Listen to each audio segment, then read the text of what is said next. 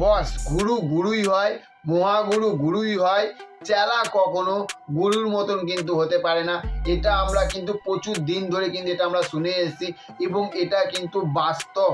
তার কারণ হচ্ছে যে মিঠুন চক্রবর্তী স্যারকে এমনি এমনি গুরু বা মহাগুরু কিন্তু বলা হয় না, তার প্রচুর কারণ আছে। এবং রিসেন্টলি আমরা যা দেখতে পাচ্ছি যে মানুষটার এত বছর বয়স হয়ে যাওয়ার পরেও ইন্ডাস্ট্রিতে মানে বলিউড এবং হচ্ছে টলিউড এই দুটো ইন্ডাস্ট্রিতে এখনো পর্যন্ত যে লেভেলের দাপিয়ে কাঁপিয়ে বেড়াচ্ছে, ধারে কাছে কিন্তু কেউ আসতে পারছে না। আমরা দেবদা বা জিদ্দাকে নিয়ে আমরা এই ভিডিওতে কোনো কথা বলবো না, তার কারণ এখনকার বাংলা ইন্ডাস্ট্রিতে মিঠুন চক্রবর্তী স্যারকে ছাড়া যদি কেউ ভালো বক্স অফিস দিয়ে থাকে সেটা হচ্ছে যে একমাত্র দেবদা বা জিদ্দা। কিন্তু সেখানে ভেবে দেখুন যে রিসেন্টলি যে কটা স্টারের বই আমরা এই 2024 সালে দেখেছি এবং দেখতে চলেছি, সেই মানে স্টারদের বইগুলো ভেবে দেখুন যে প্রত্যেকটা বই কিন্তু সিনেমা হলে কিন্তু মুখ থুবড়ে পড়ছে, সেই রকম কোনো রেসপন্সই নেই। কিন্তু ভেবে দেখুন আজকে পারিয়া যে মুভিটা আজকে রিলিজ করছে একমাত্র নন্দন হল ছাড়া, এবং নন্দন সেটা কিন্তু তাও ছোট হল কিন্তু মানে নন্দন 2 পেয়েছে, একমাত্র সেই হলটা ছাড়া কিন্তু পারিয়ার সেই রকম কোনো রেসপন্স মানে টিকিট বুকিং এতটা বাজে হয়েছে কিন্তু আজকে ভেবে দেখুন, আজকে বলুন বা কালকে বলুন অ্যাডভান্স টিকিট বুকিংটা ভেবে দেখুন যে বইটার যে কটা রিভিউ এসেছে ব্যাপক রিভিউ এসেছে, তাও কিন্তু মানুষ কিন্তু এই বইটা দেখার জন্য কিন্তু কোনো ইন্টারেস্ট নেই। কিন্তু বা সেন্টিমেন্টাল বলুন বা হুক বলুন যে কটা বই বা বাদামি হায়নার কবলে বলুন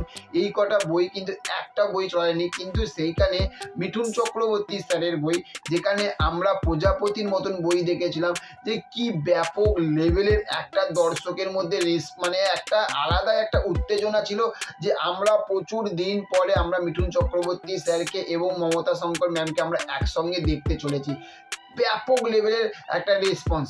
তারপরে হচ্ছে যে কাবুলিওয়ালাতে ভেবে দেখুন যে কি মানে তার থাকতে আরো দুর্ধর্ষ লেভেলের রেসপন্স, সেটা হচ্ছে যে কাবুলিওয়ালাতে।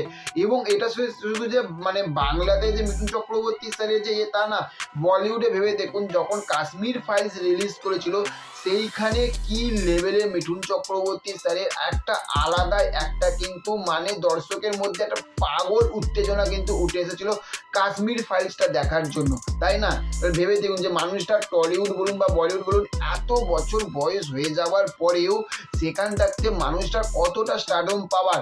এবার কিন্তু ভেবে দেখুন, এবার আপনারা অনেকে বলতে পারেন যে মিঠুন চক্রবর্তী বিশাল বড় একজন কিংবদন্তি স্টার, তাদের সঙ্গে ভাই তুমি এখনকার রিসেন্টলি যারা উঠেছে তাদের তুলনা করো না, কারণ মিঠুন চক্রবর্তী ধারে কাছে স্বাভাবিক তারা আসতে পারে না। আচ্ছা ভেবে দেখুন, আমি আপনাদেরকে একটা উদাহরণ দিচ্ছি, আমরা যদি রঞ্জিত মল্লিক স্যার, ইনি তো এক সময় তো প্রচুর ব্যাপক লেভেলের শত্রু বলুন, ইন্দ্রজিৎ বলুন, নবাব বলুন, ব্যাপক লেভেলের সুপারহিট মানে ব্লকবাস্টার হিট একটা সময় বই দিয়েছিল।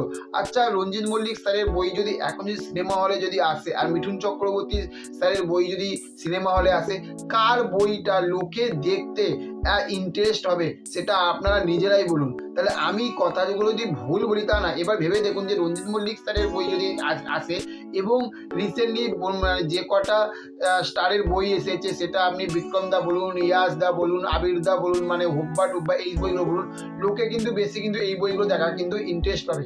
কিন্তু এখানে যদি মিঠুন চক্রবর্তী স্যারের যদি বইটা আজকে রিলিজ করতো, যে কোনো বই আজকে যদি মিঠুন চক্রবর্তী স্যারের বই যদি রিলিজ করতো, তাহলে দেখতেন যে ব্যাপক লেভেলে কিন্তু মানুষের মধ্যে কিন্তু একটা আলাদা একটা উত্তেজনা থাকতো। কিন্তু তাহলে ভেবে দেখুন, আমার এই পুরো ভিডিওটা মূল কারণ হচ্ছে যে এটাই, যে মানুষটার এত বছর বয়স হয়ে যাওয়ার পরেও মানুষটা এখনো পর্যন্ত কিন্তু টক্কর মানে সমানে টক্কর দিয়ে যাচ্ছে, কতটা দম আছে কিন্তু এই মানুষটা, তাই না? তো চলুন আজকের ভিডিওটা এই পর্যন্ত। আর ভিডিওটা যদি ভালো লেগে থাকে তাহলে লাইক কমেন্ট শেয়ার করবেন, আর চ্যানেলে যদি নতুন হয়ে থাকেন তাহলে চ্যানেলটিকে অবশ্যই সাবস্ক্রাইব করে দেবেন। ভালো থাকবেন আপনারা, দেখা হচ্ছে নেক্সট অন্য কোনো ভিডিওতে। Okay, thank you, have a nice day, tata, bye by.